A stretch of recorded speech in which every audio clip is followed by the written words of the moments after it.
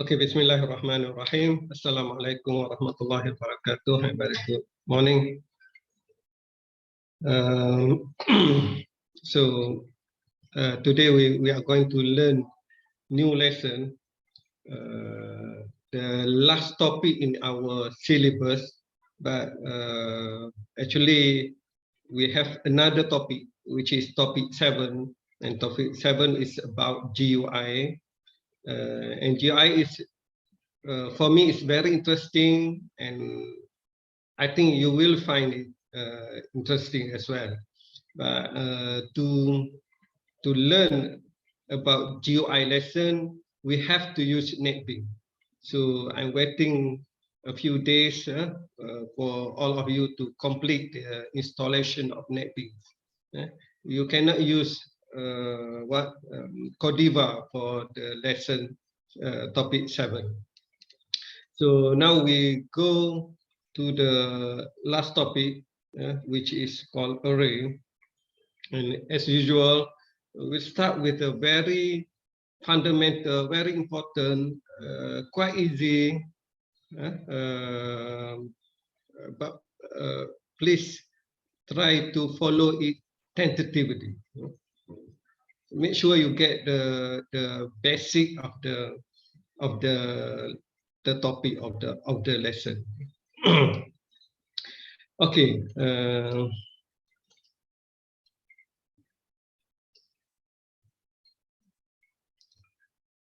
So let us start to learn about this lesson array.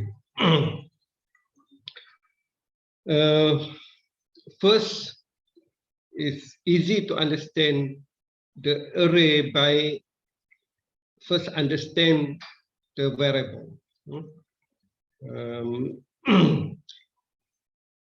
So array ni macam variable.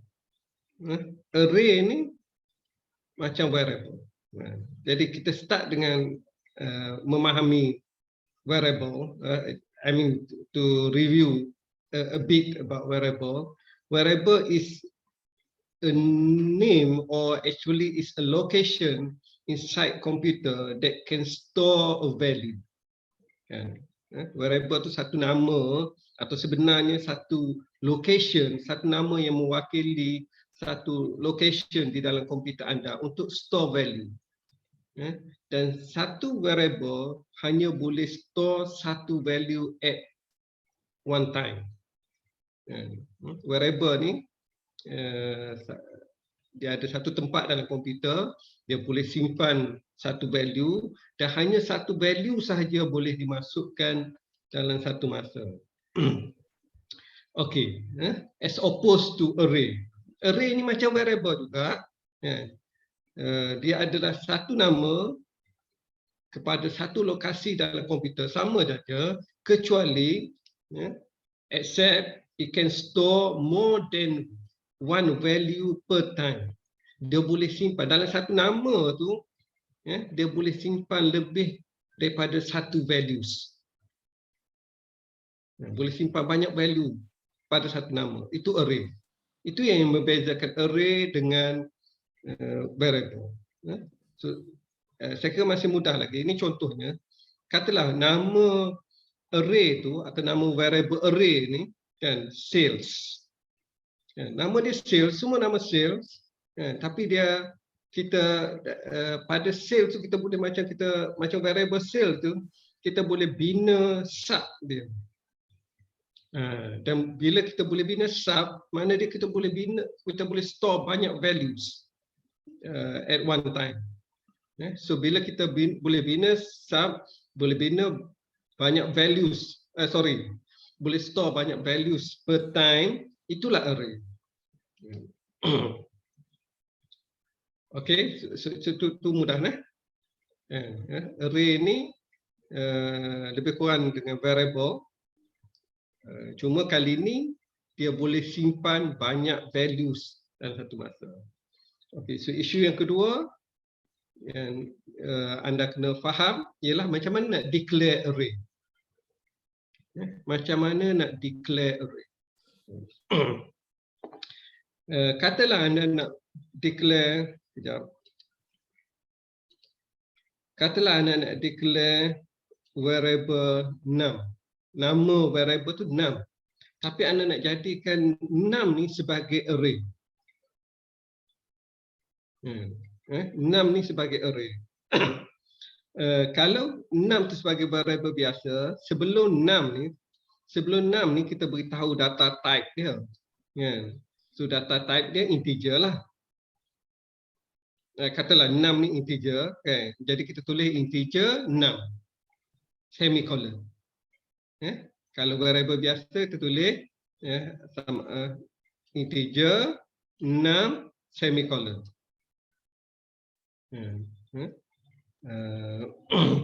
Cuma kalau dia array, macam mana nak beritahu bahawa dia array? Dia kena ada ni, a pair of square bracket. A pair of square bracket. Dan a pair of square bracket ni boleh berada sama ada selepas data type integer dalam kes ni atau selepas nama tu. Boleh salah satu saja. Okey, tadi saya beritahu macam mana cara nak declare. Cara nak declare dia lebih kurang cara declare traditional variable biasa. Cuma dia sama juga ada data type, ada nama macam biasa. Cuma kali ni dia ada a pair of square bracket. A pair of square bracket. Dalam square bracket tu tak ada apa-apalah, kosong. That pair of square bracket tu, you can put either after data type, after integer, atau after nama tu. Boleh salah satu. Okey, cuma kali ni untuk untuk array, selain daripada anda declare macam biasa, macam traditional, anda kena beritahu size dia. Sebab kita kata tadi, array tu dia boleh simpan banyak values per time. Jadi anda kena beritahu berapa values yang boleh simpan, maksimal bilangan values yang boleh simpan dalam masa satu. Untuk beritahu, kena letak tanda equal, selepas tu follow by keyword new. Bila saya sebut keyword tu, maksud dia anda kena eja as it is lah. Ejaan dia. Kemudian kena beritahu semula data type. Ni cara nak beritahu size dia. Beritahu semula data type, kemudian follow by square bracket sekali lagi, beritahu berapakah size dia. Size 5 maksud dia akan ada mengandungi 5 lah. Maksud dia paling banyak anda boleh simpan dalam satu masa kepada variable array tu ialah 5 values per time, paling banyak. Okey, itu cara kita declare. Atau saya sebut tadi, lebih kurang juga cara dia. Cuma square bracket ni kita letakkan selepas nama.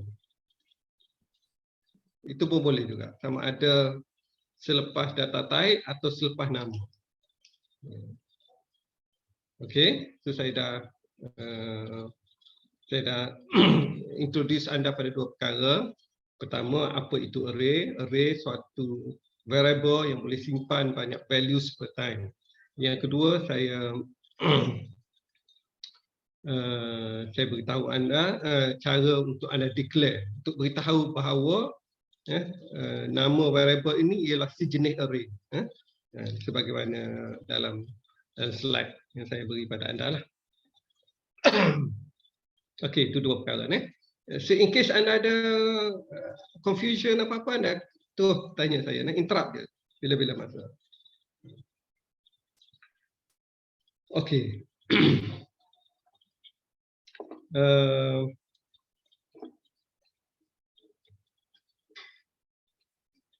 So bila anda declare, saya kata bila anda declare satu array itu akan ada size dia.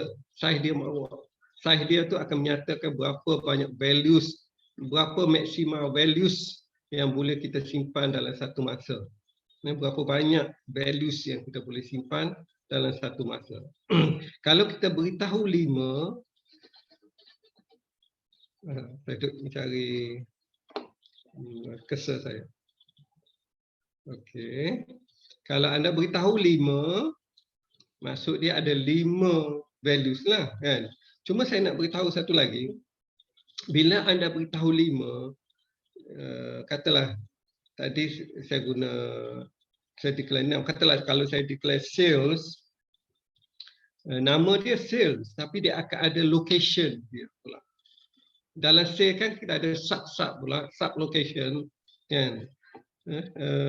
Dia ada location dan location itu akan beritahu kita ada 5 location dan setiap location itu dia ada indeks dia, ada nombor dia.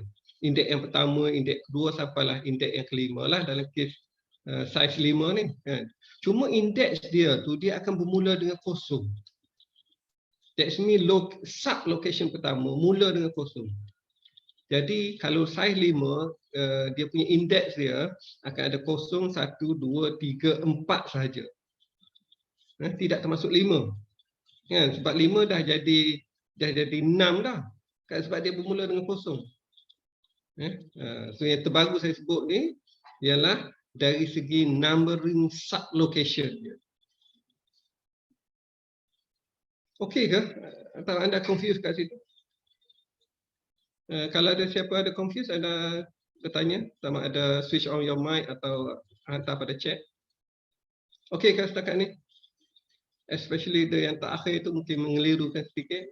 Atau okey? Tolong respon.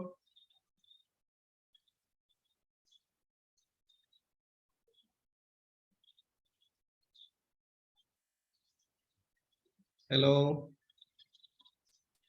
Okey tak?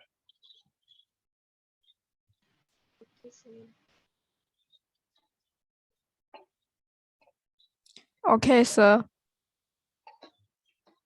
Okey, Linshi, okey. Semua yang lain macam mana?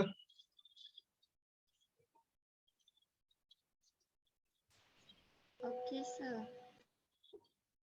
Okey,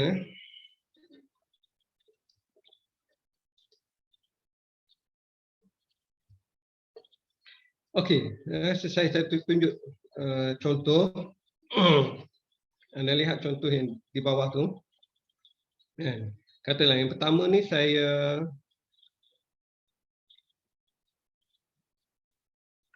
nak declare satu variable list sebagai array.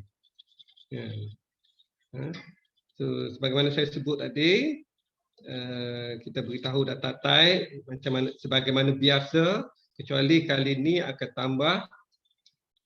tambah square bracket. Okey. Kemudian tak habis di situ, sebab kita kena beritahu data size dia. Berapa size yang boleh simpan dalam list. So nak beritahu dia guna keyword new integer size 10. Maksud dia ada 10 location lah. Dan saya telah beritahu anda bahawa bila sebut ada 10 sub location, nombor dia bermula dengan 0 sehingga 9. Sebab numbering dia bermula dengan 0. Numbering index sub location. Jadi kita ada list at sub location 0, list at sub location 1 until list at sub location 9. So ada 10. Okey, baris seterusnya saya nak tunjuk macam mana cara kita store value. Kalau variable biasa kita kata kita buat list equal 10. That means 10 store tu dalam list tu kalau variable biasa. Cuma kali ni kita kena beritahu kita nak store tu kat sub location mana. Store ni sama je, equal, sebelah tanda equal, sebelah kanan tu ada value, tu cara store tu sama dengan variable biasa. Cuma kali ni kita beritahu store at location, sub location berapa. Kalau kita beritahu list at sub location 3, that means kita store sebenarnya pada sub location yang keempat lah kan, bagi bermula 0, 1, 2, 3. Okey, maknanya dia pada sub location 3 ada 10, Kemudian saya store 35 at sublocation 6. Jadi dalam 10 sublocation tu dah dua sublocation dah ada value lah sekarang ni. Sublocation 3 ada 10, sublocation 35 ada 6. Kemudian saya buat list at sublocation 3, that's mean 10, campur dengan list at location 6, that mean 35, 10 plus 35, 45. Saya store dalam list at location 5. Jadi list at location 5 mengandungi 45. Kemudian saya system out print line, dia tulis list at location 5 equal combine dengan 45. Okey, so saya nak anda cuba dalam komputer anda, dan pada siapa yang dah ada NetBeans, terus pada NetBeans. Cuba buat 5 baris tu dalam komputer anda. Maksud saya nak anda mencuba array.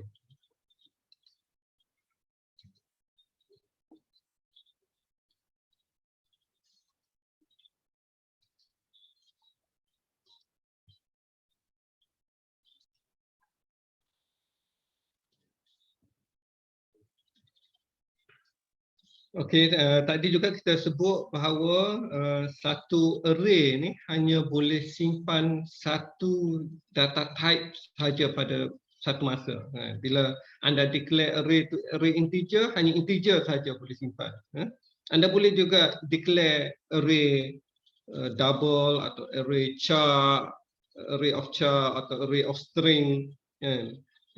Bila anda declare sebagai array of string, maka hanya string saja boleh simpan. Hanya satu data type saja boleh simpan dalam satu array. Okey, minta maaf, anda berhenti dahulu yang tadi. Never mind, kadang saya nak anda cuba familiarize dengan perkara tersebut. Sekejap lagi anda boleh sambung. Okey, tumpu semula balik. Please come back to our slide.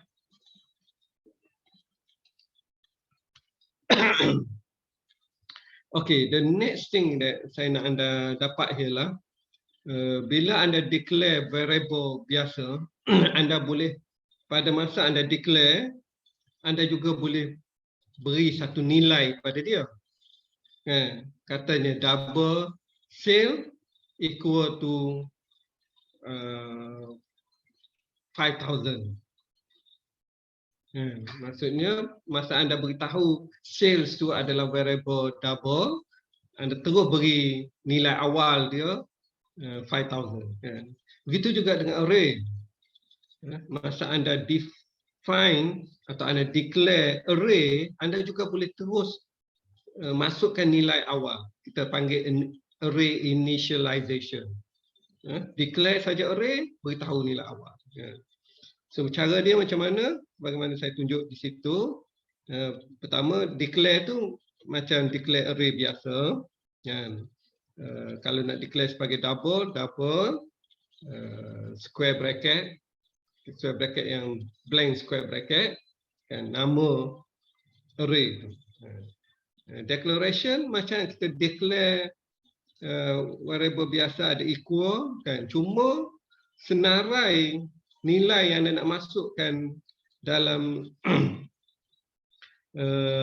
dalam sales tu, anda kena letak di dalam a pair of curly bracket. Nilai-nilai yang anda nak simpan, sebab sales tu array boleh simpan banyak nilai, letak dalam a pair of curly bracket. So kemudian anda letaklah nilai. Nilai yang pertama, nilai yang kedua.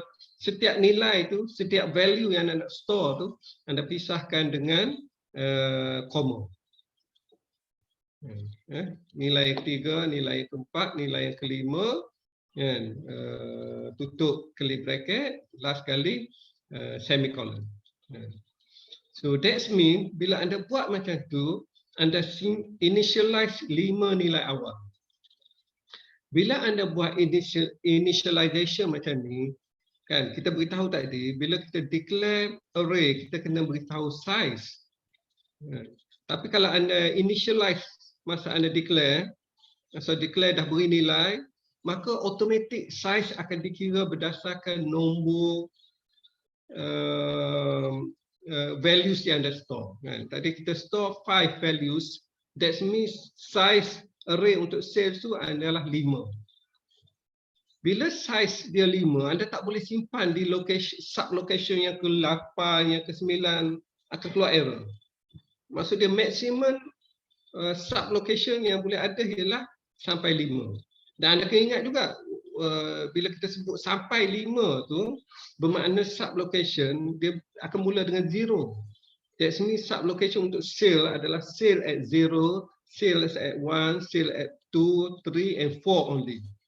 Jadi kalau anda store satu value kemudian anda store satu value dalam sales at location 5 dalam bracket 5 sorry, akan ada error sebab dia dah melebihi maximum size yang kita declare.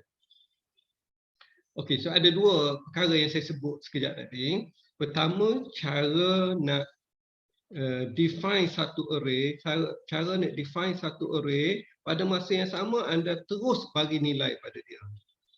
Cara dia ialah selepas equal tu, nilai-nilai letakkan di dalam a pair of curly bracket dan letakkan nilai dipisahkan dengan comma. Itu satu perkara yang saya sebut tadi. Yang kedua ialah tentang array size. So array size dia tu bergantung kepada berapa banyak values. Berapa banyak values. Kalau ada 5 values, that's mean array size dia 5. Yang ketiga ada juga yang satu lagi saya sebut juga bahawa bila kita kata size dia 5, maka location yang anda boleh guna ialah location 0 hingga 4 saja, sub location. Bila size 5, sub location dia dari 0 hingga 4 saja. Kalau anda store kemudian anda store pada location 6, 7, 8 akan berlaku error. Okey, saya harap anda simpan dalam kepala anda sekejap 3 points tu. Dalam slide ni saya cerita 3 points. Ambil dan simpan dalam kepala anda.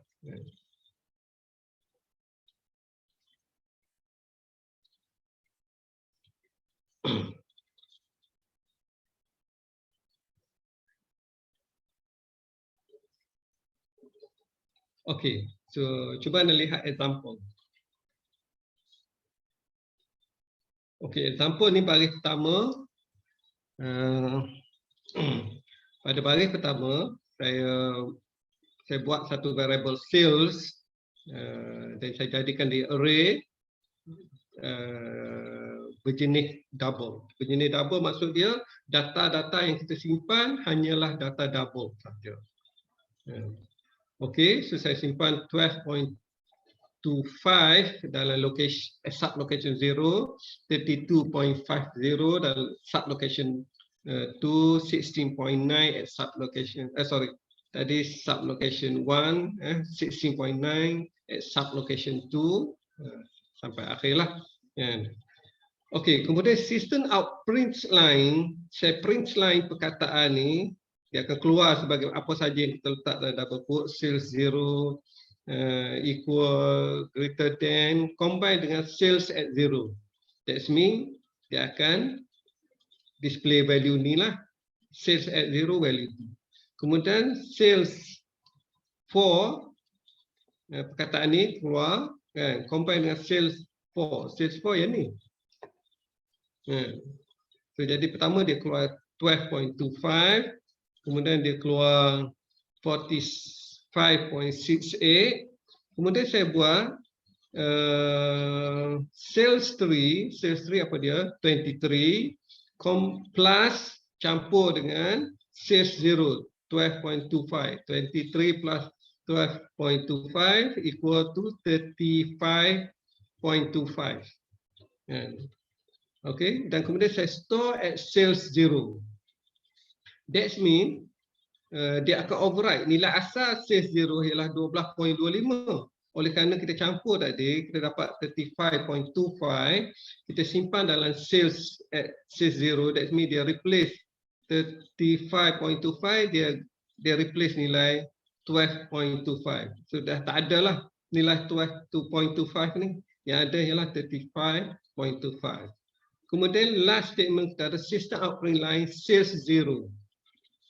That means last kali akan keluar sales 0 ialah 35.25. Okey, anda cuba buat yang ni dalam komputer anda.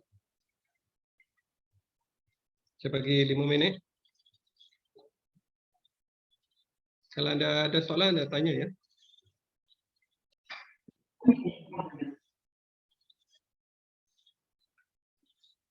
Sorry saya tak boleh beri masa lama, tapi don't worry lah. Saya rasa yang pentingnya anda faham kan. Yang saya bagi masa pada anda tu saya nak anda cuba, bila cuba tu saya rasa akan lebih lebih memahamkan anda lah.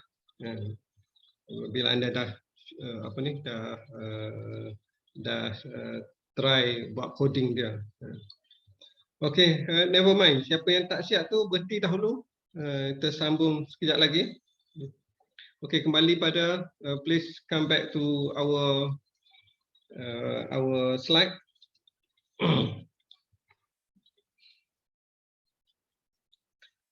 Okey, so just exercise anda buat kemudian. Yang pertama ni saya nak anda declare variable marks sebagai satu array dan jenis integer dan terus initialize value pada dia. 90, 80, 85, 75, 98 seterusnya lah. Itu satu anda cuba. Kemudian saya nak anda declare variable aksara sebagai satu array yang type char dan initialize dia dengan nilai-nilai macam tu. Yang ni anda cuba terus buat.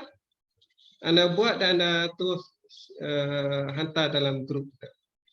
Anda terus buat dalam WhatsApp lah. Declare variable aksara dan terus initialize value.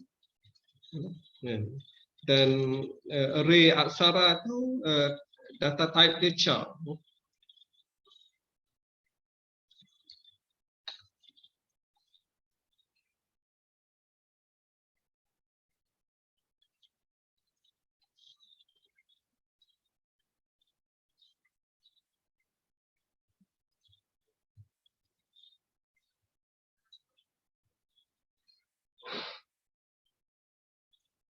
Dan terus share dalam WhatsApp.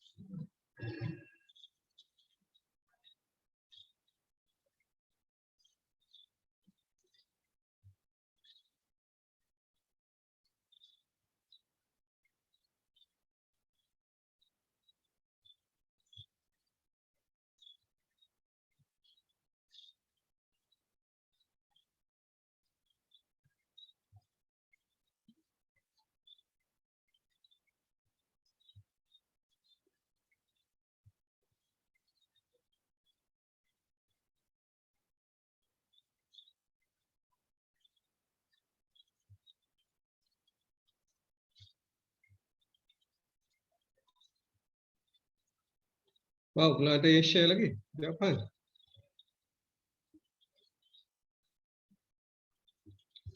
Apalah saya share dahulu lah jawapan. Sorry. Saya lihat pada slide. So cara nak declare and at the same time initialize values. Tapi untuk char, anda kena ingat char ni data dia kena ada single quotes.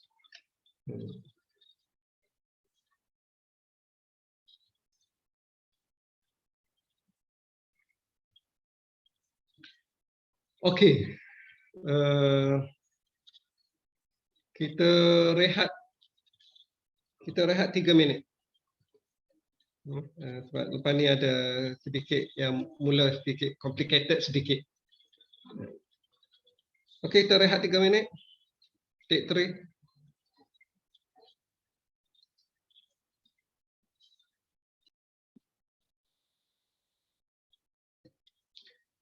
Okay, in this slide kita akan combine antara array dengan looping, dengan repetition structure.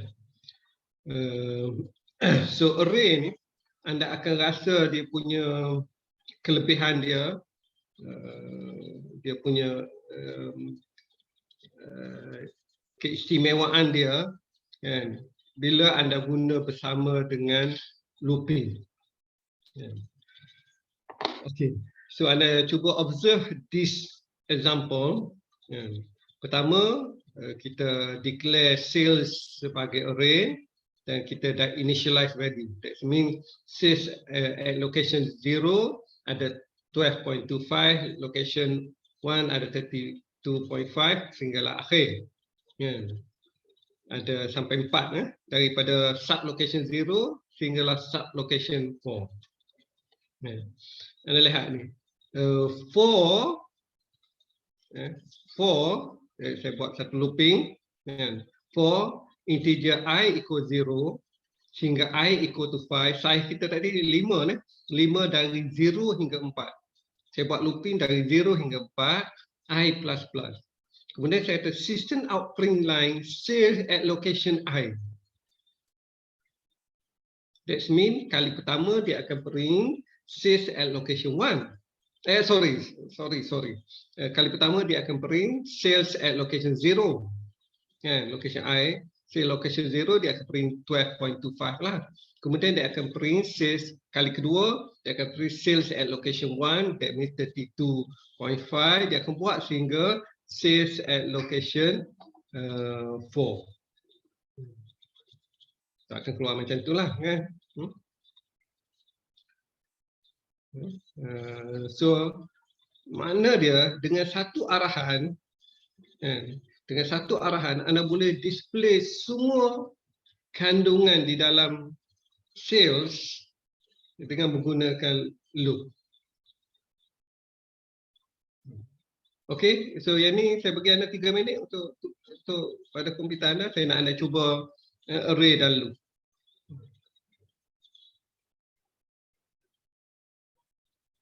Cuba.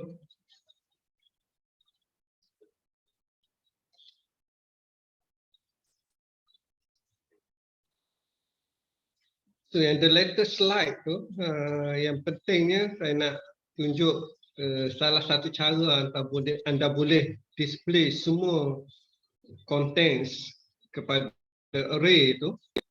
Anda boleh display semua contents kepada array menggunakan looping.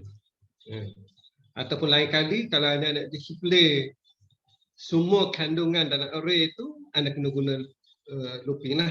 Dan loop yang pada saya lebih mudah ialah for statement. Anda beritahu je anda nak daripada location berapa hingga location berapa, anda print line atau print F.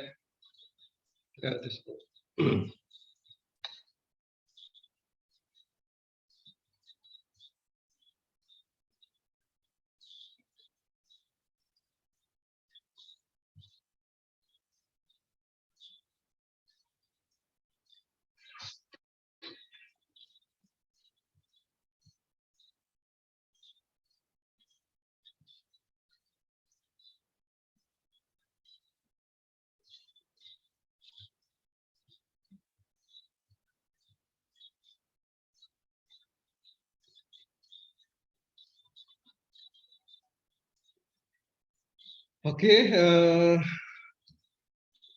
so okay lah dahulu ni. Anda berhenti sekejap. Never mind. Very good. Siapa yang dah siap tu, yang tak siap, okay, no problem. Yang paling penting ialah anda faham. Okay, minta maaf. Anda berhenti sekejap. Kembali kepada slide kita.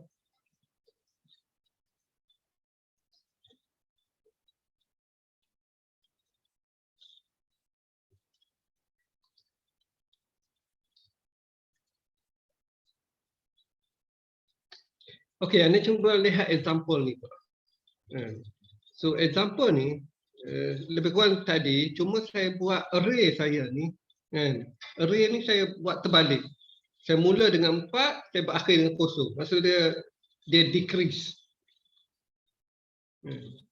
So bila dia decrease 4, 3, 2, bila saya displaykan data data at location I tu, bila saya display data at location I, dia akan display, maksud dia dari yang akhir dahulu sehinggalah yang pertama. Itu cara kita reverse display. Maksudnya kita display dari kandungan yang paling akhir hingga kandungan yang paling awal. Kita hanya kontrol pada 4 saja. Okey.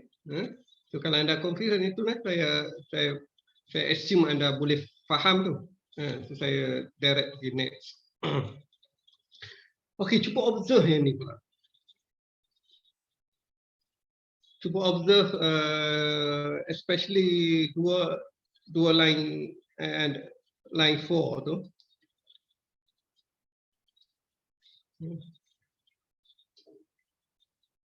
Apa agaknya dia buat?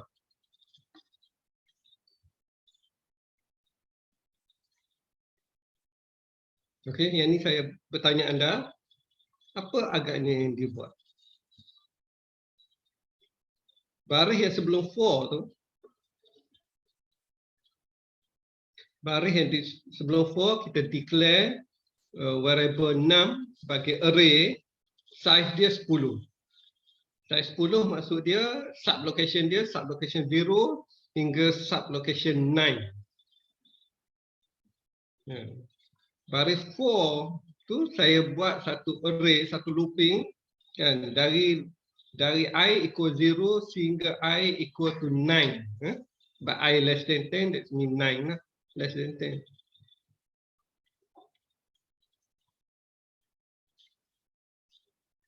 Okey, siapa nak cuba? Karen Raj, nak cuba tak? Apa yang dia buat tu? Statement 4. Yes, sir, I will try. Okay. So please try. Karen, cuba you explain. Karen Raj, please try to explain what that 4 actually perform.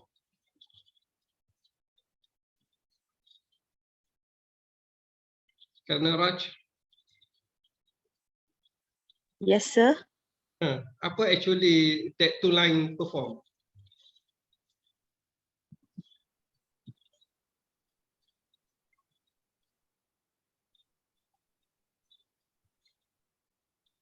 Boleh tak? Karen Raj. Nombor yang dia nak display ialah 5. No, sekarang ni bukan display. That 2 line, apa yang 2 line tu buat? Line 4 dengan line 6 I equal to 5. Apa yang dia buat? It's not about display yet. But bila display kita guna print line. Tak faham, sir. Okay, never mind. Siapa dia nak cuba? Ifah nak cuba tak, Ifah?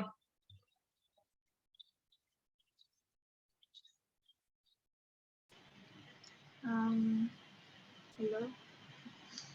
Ya, boleh dengar Ifah. Saya rasa dia akan keluar I 0 sampai 9. Lepas itu setiap I tu value dia 5. Setiap I? Maksudnya setiap I yang 0 sampai 9 tu value dia 5. Setiap sublocation, Ifah. Setiap sublocation yang disimpan 5. Bukan setiap I tu, setiap sublocation. Okay, that's correct. Line yang ni, dia declare variable 6, dia beritahu size 10. Tapi tak ada value lagi. Tak ada value, kita tak initialize. Kita hanya beritahu variable 6 sebagai array, size dia 10. Jadi, the next 2 line ni, line 4 dengan line 6 ni, dia buat loop sebanyak 10 kali dari 0 hingga 9. Pada setiap loop tu dia store dia store 5 ke dalam 6 yang ke I. That's mean oleh kerana dia buat 10 kali dari 0 hingga 9, jadi dia store 5, kali pertama dia store 5 dalam 6 yang ke 0, kali kedua dia store 5 dalam 6 yang ke 1, sehinggalah dia store 5 dalam 6 yang ke 9. Kan? So jadi semuanya mengandungi 5. Semua sublocation mengandungi 5. Jadi that to line hanya simpan saja, store saja. Sebab pada line pertama, baris pertama tu masa kita declare, kita tak beri nilai apa-apa. Sekarang ni kita store kita store 5 ke dalam semua tu. Okey, jadi kalau selepas dia dah store semua tu,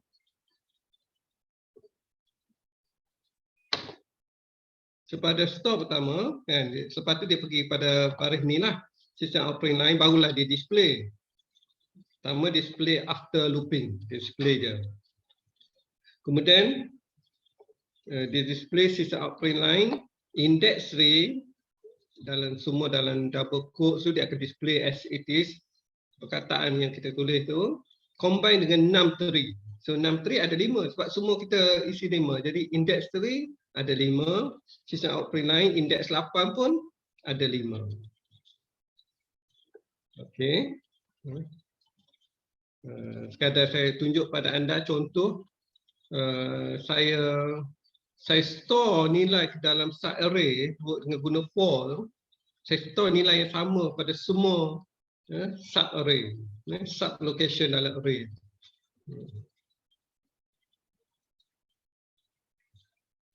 Okey, so yang ni nampak complicated sedikit.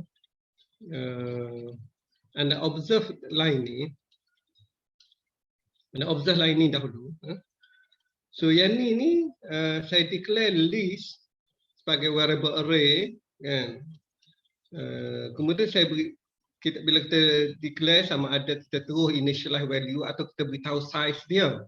Ini saya beritahu size dia. Nak beritahu size dia macam kita belajar tadi, the keyword new integer kemudian follow by nilai size 5 ke 10 ke dalam square bracket. Cuma kali ni saya nak buat size dia ni dynamic. Dynamic ni maksud dia bergantung kepada user. Tadi kita dah tetapkan kita nak size 5 ke size 10 ke, kali ni bergantung pada user. Makna dia size dia saya akan minta pada user. Saya akan buat satu arahan dahulu sebelum tu. System operating enter the size of the array, kemudian saya baca input. Dengan assumption kita dah buat semua scanner atas tu lah. Saya baca input, saya simpan input yang user masuk tadi, saya simpan dalam variable array size. Ini variable biasa, variable array size. Jadi bila saya buat size dia new integer, instead of saya letak nombor fixed number, saya letak variable. That means variable tu bergantung kepada user input. Jadi array size ni berubah. Maksud dia bukan berubah, maksud dia array size tu bergantung kepada apa yang user masukkan. Okey. Kalau ada soalan dekat tu.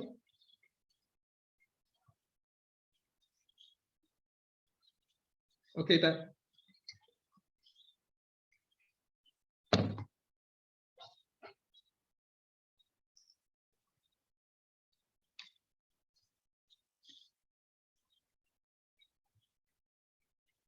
Okay.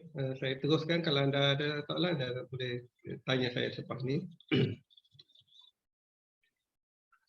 Okey, saya buat dalam example yang lebih panjang.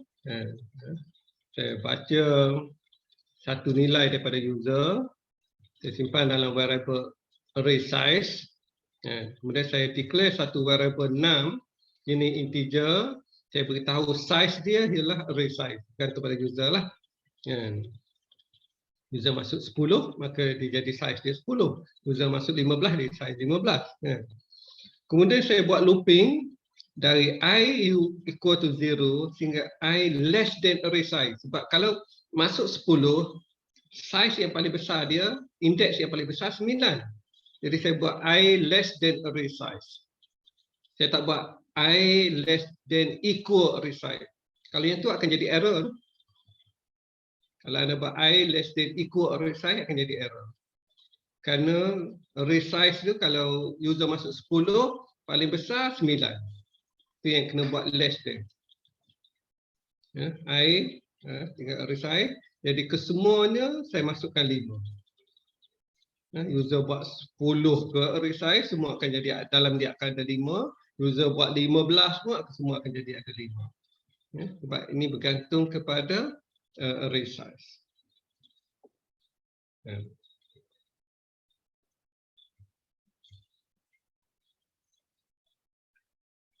Okey. So kita berehat sedikit lagi. 2 minit. Sorry, kita berehat sedikit lagi 2 minit.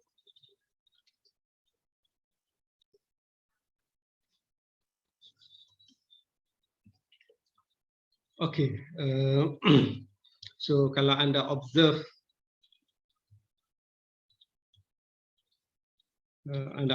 kepada example ni, apa yang saya buat ialah bahagian pertama ni saya baca satu variable, saya baca satu nilai, saya get input untuk membuat array size. Bergantung pada user. Okey, jadi bahagian kedua ni, pertama saya declare satu array bergantung pada array size. Ini yang kita belajar sebelum ni. Cuma yang baru ni ialah saya ada tambahan sedikit. Saya buat satu loop dari 0 sehingga pada array size. Lebih kecil pada array size tu, kan? Macam tadi juga. Jadi pada semua array itu saya akan loop. Cuma di dalam loop ni sebelum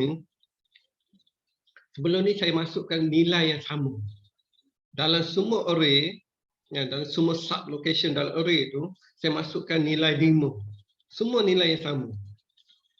Saya cuma nak demonstrate kali ini ialah untuk setiap sub location tu saya nak masukkan nilai bergantung pada user sekali lagi. Maksudnya pada location yang pertama saya minta daripada user, saya simpan dalam location yang pertama. Kemudian saya minta pada user lagi, user bagi nilai yang kedua, saya simpan dalam location yang kedua. Begitulah tujuan dua baris tu. Anda cuba observe semula sifat ini, tujuan dia macam tu. Pada setiap sublocation tu saya simpan input, ini penting juga ya untuk saya rasa untuk projek anda. Untuk setiap location tu, untuk setiap sublocation tu saya minta daripada user. User beri satu nilai, saya simpan pada location pertama. Beri nilai kedua, saya simpan dalam location yang kedua. Itu cara nak buat macam tu. Jadi ke semua di akhirnya, sebab loop tu akan kepada semua sublocation tu, di akhirnya akan mengandungi nilai-nilai yang diberi oleh user. So a bit complicated sedikit di situ. So anda cuba observe semula lepas ni. Supaya tujuan di sini ialah saya nak masukkan ke dalam array nilai-nilai bergantung kepada input yang user beri. Okey, kalau anda buat, tapi kalau anda nak run nanti, bila minta array size tu jangan masuk banyak-banyak. Kalau masuk 30, terpaksa dia minta nilai yang pertama, nilai yang kedua, nilai yang ketiga sampailah nilai yang ke-30. Anda cuba dengan size yang kecil dahululah, size array yang kecil dahulu. Okey, itu di sini. So anda observe semula depan ini, tengok semula. Saya akan bagi rakaman pada anda.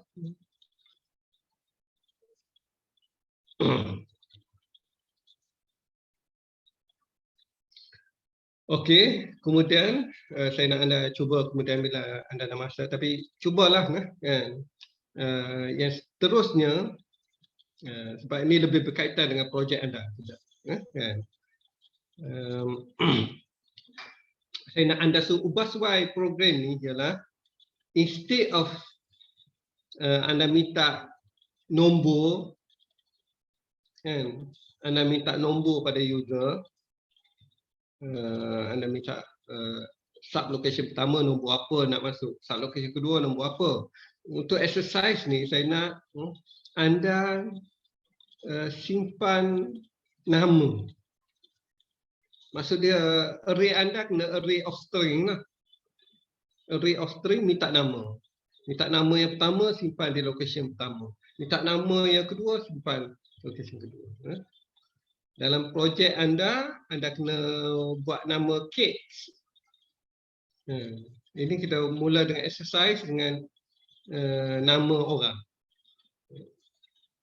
Tapi kemudian anda boleh ubah suai untuk projek nanti nama kids. Okey, ini saya nak anda cuba buat kemudian. Cuba cari masa sedikit, bagi masa sedikit, saya cuba buat. Okey, satu lagi kat sini ni, di bahagian yang ketiga ni, saya nak cuba display. Tapi saya hanya displaykan di location-location tertentu saja. Saya nak juga anda cuba display semua inputs. Semua location lah, semua sub location.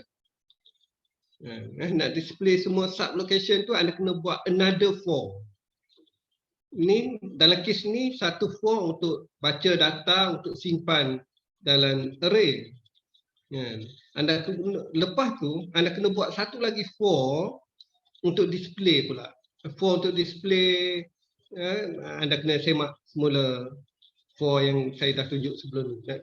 For untuk display ke semua nilai-nilai di dalam array. Anda refer balik pada slide sebelum ni. So yang ni pun apa yang saya nak anda cuba buat ialah display, tadi display semua nama. Kali ini sama juga, display semua nama tapi secara reverse. Secara reverse. Reverse ni maksud dia display nama yang terakhir pada nama yang pertama. Okey, so saya nak berhenti di situ dahulu untuk hari ini. So array kita tak habis lagi. Cuma macam saya sebut ni, hari Isnin nanti saya nak mula dengan GUI lah. So anda kena selesaikan masalah installation. Sebab kita nak mula dengan GUI. So kemudian sebab di akhir nanti kita akan combine GUI dengan array. Sebab dalam projek anda pun ada isu juga, isu combine antara GUI dengan array. So hari ini ni make sure anda fahamkan apa yang saya share dengan anda today. So yang kedua, please make sure anda dah dapat install NetBeans dan dapat guna NetBeans. Anda kena cuba guna NetBeans sebelum kita kita belajar the new lesson, GUI lesson. GUI lesson ni very interesting. Anda akan dapati sangat menarik kerana dia GUI ni graphical user interface. Kerana input output anda di dalam bentuk graphical. Bentuk graphical ni ada bentuk drag and drop. Maksud dia anda boleh design user interface anda. Ada kotak untuk baca input, ada kotak tempat orang masukkan input. Untuk display anda boleh display dalam pelbagai dalam bentuk graphical lah, dalam bentuk ada kotak-kotak dia.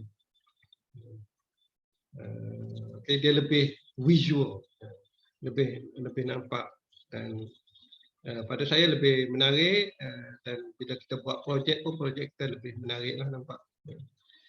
Okey, so kita berhenti di situ. Kita jumpa lagi Isnin minggu depan. Okey, bye bye. Soalan attendance dah bagi ke, sir? Saya tak ingat, saya rasa macam dah bagi. Ada ke atau belum lagi ni? Tak apa, saya tengok semula soalan attendance. Okey, ada soalan lain? Untuk attendance saya tengok semula. Saya rasa macam saya dah buat minggu lepas dah. Okey, ada soalan lain tak? Okey, so saya stop di situ. Jumpa lagi minggu depan. Isnin. Please get ready untuk new lesson. Thank you, sir.